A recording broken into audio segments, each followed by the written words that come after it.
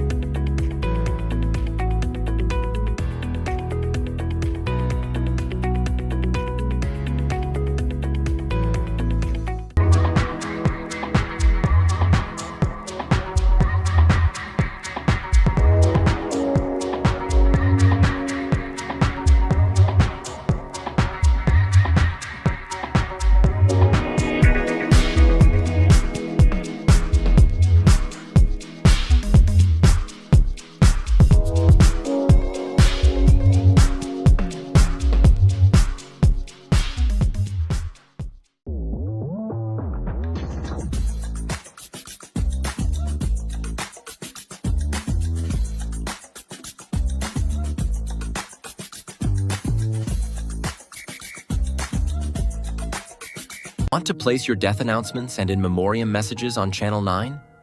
Call 592-761-5006 710 5008 600 5006. Or visit our office at Lot 85A Lamaha Street, Albertown, Georgetown, Century 21 Building.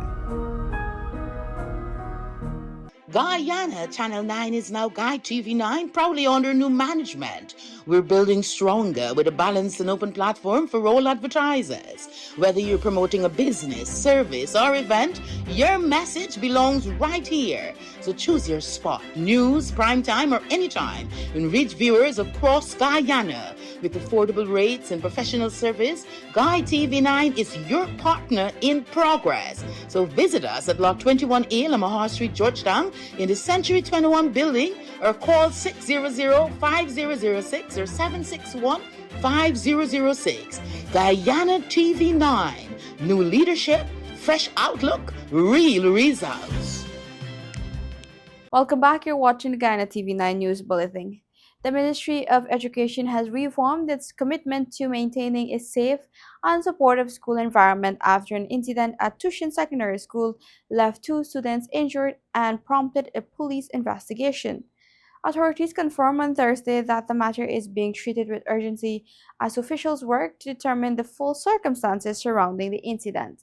Here's more. According to a statement issued by the ministry, the 2 injured boys were rushed to the Kindurin Regional Hospital where they received medical treatment before being discharged. While officials did not disclose specific details about how the injuries occurred, the ministry noted that immediate action was taken to ensure that students received prompt medical attention. The ministry further revealed that a student believed to be responsible for the incident has been taken into police custody and could face expulsion from the school. In addition, a teacher allegedly connected to the matter has been placed on administrative leave pending the outcome of a comprehensive police investigation. The Ministry of Education has since launched an immediate investigation into the incident occurred at Tushin Secondary School and resulted in 2 students being injured. Officials also noted that the ministry is fully cooperating with the law enforcement authorities as investigations continue. Education Minister Parag visited the injured students and their families at the hospital following the incident. She was joined by the regional health officer, the regional education officer, and the school's head teacher as part of a coordinated effort to address this situation and provide support to those affected. The ministry also confirmed that the Child Care and Protection Agency within the Ministry of Human Services and Social Security has been informed to help safeguard the welfare of everyone involved. Reiterating its position on student safety, the ministry stated that it remains dedicated to enforcing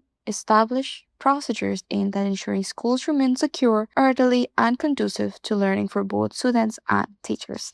Adana Dork, Ghana TV9 News. In a major step toward expanding Ghana's agriculture sector, Minister of Agriculture Honorable Zulfikar Mustafa on Friday launched a new onion cultivation initiative for young farmers in Region 9. The program follows the success of a 4-hour pilot project conducted with farmer Chris Moses, which demonstrated that onions can be produced commercially and competitively in Guyana. The initiative is expected to begin with about 300 acres of cultivation, with plans for future expansion. Minister Mustafa said the pilot project proved that locally grown onions can compete with imported varieties and meet local demands. So the president instructed that we work along with more people. Of course, Chris was the pioneer in that area, where we work along with the Ministry of Agriculture, and we would have done that crop. Seeing that we have the results now, and we know the agronomic practice and what we have done, we want to go into large-scale onion production. The minister emphasized that the initiative is aimed at encouraging more young people to enter modern agriculture. He explained that many youths are interested in farming but prefer more advanced and less labor-intensive methods. So that is why we want a lot of people to be involved, especially young people. Because we made the point just now we were at NAPI, and the point that was made there that a lot of young people don't want to get involved in agriculture. And as Minister of Agriculture, I see young people want to get involved, but they don't want to get involved with the way agriculture is being done. With the labor-intensive way and the kind of way that we used to do agriculture 20 years ago. We have to modernize the system, do it in a more modernized way. Minister Mustafa also highlighted the government's broader vision of making Guyana a major food production nation within the Caribbean. According to him, Region 9 has the potential to supply all of Guyana's onion needs and eventually support exports to other Caribbean countries as CARICOM works to reduce the region's food import bill. To support participants, the government will provide technical assistance and easier access to financing through a new development bank. Young farmers involved in the project will be able to access loans of up to $2 million interest-free and without collateral, helping them invest in equipment and cultivation. Minister Mustafa encouraged residents to take advantage of the opportunity, noting that onion farming could become highly profitable for farmers in Region 9. He stressed that while oil and gas are important to Guyana's economy, agriculture remains critical to the country's long-term future and economic diversification. The Georgetown Public Hospital Corporation GPHC is appealing to the public for help in locating the relatives of two male patients currently under its care. One patient remains unidentified after being admitted on Sunday following a non-fatal drowning incident. The second patient, identified only as Frederick, was admitted on May 5th, and his relatives have not yet been located. Anyone who may recognize either patient or has information that could help reconnect them with their families is asked to contact GPHC immediately at 227-8241 or 227-8204. Your assistance in helping reunite these patients with their loved ones would be greatly appreciated. GCOM is currently conducting a national registration exercise. Who can register? Anyone who will be 14 years or older by June 30, 2026 and is a Guyanese citizen by birth, descent, naturalization, or is a citizen from a Commonwealth country living in Guyana for 1 year or more. How to apply for registration? You must visit the GCOM registration office that is responsible for your area of residence to apply for registration, name change, or correction. You must have the following source documents as might be relevant: original birth certificate or valid Guyana passport for new registration, original marriage certificate and original birth certificate in the case of a name change by marriage, original deed poll and original birth certificate in the case of a name change by deed poll, original naturalization certificate and original birth certificate or valid passport in the case of naturalization. This registration exercise will end on May 29, 2026. You need to apply for a transfer if you now live at a different address than the one you were registered at. For more information, contact GCOM on 225-027729 or visit www.gcom.org.gy. GCOM is currently conducting a national registration exercise. Who can register?